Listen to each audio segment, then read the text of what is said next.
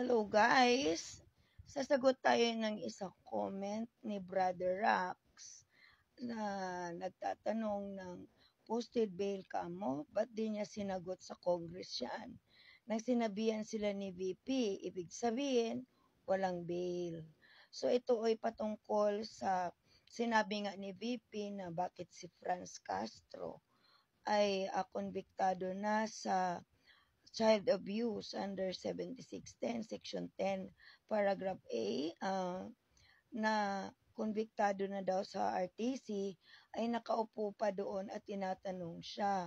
So, hindi naniniwala si Brother Rax at tinatanong ngayon kung bakit parang unfair daw ang ating batas dahil si Franz Castro convicted na nakaupo pa sa kamara.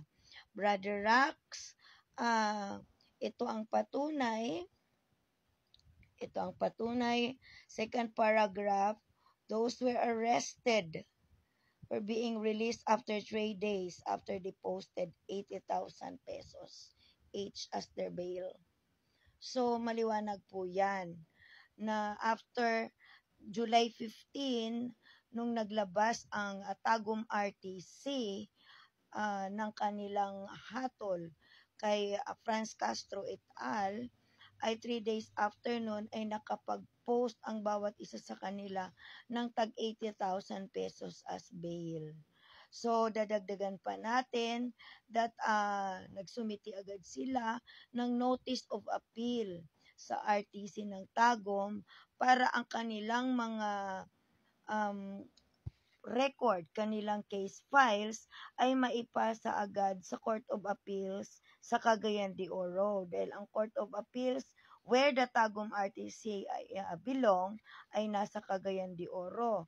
So that on July 22, 2024, nakapag-file na si Franz Castro et al. Ng kanilang apila before the Court of Appeals in Cagayan de Oro City. So kung magtatanong ka pa, dadagdagan pa natin bakit nakaupo siya dyan sa kamara at tinatanong ang VP Sara Pusit mo. Oo, kasi si Franz Castro ay isang representative ng ACT party list. Ibig sabihin, meron siyang parliamentary immunity na ini-enjoy.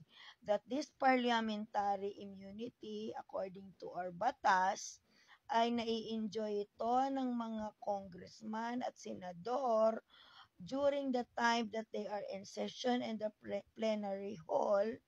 Hindi sila maaaring hulihin sa kung ano man ang nalabag nila with their speeches, kung ano man during session and all. At ito po ay pinalawig pa ni Senator Soto nung time ni Trillanes na pinipilit binukay ni Duterte ang kasalanan niya na binuhay ni Kalida nung time na yon, nung 2018. Pinastretch ito ni Soto, was then the Senate President, na within the vicinity of the Senate, hindi maaaring hulihin si Trillanes dahil nga that is to preserve the dignity of the Senate.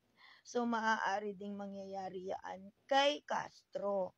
So, aside from piyansa sa bail na 80,000, ay meron siyang parliamentary immunity.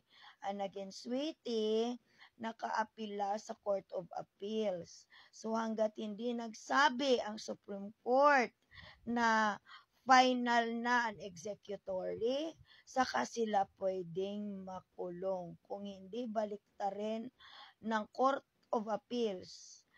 At yung desisyon ng RTC ay malaya muna sila, temporary liberty ang kanilang tatamasain because of that 80,000 na bail. So kung nalilito ka pa, hindi pa yan maging final at ito take note, baka malito ka pa.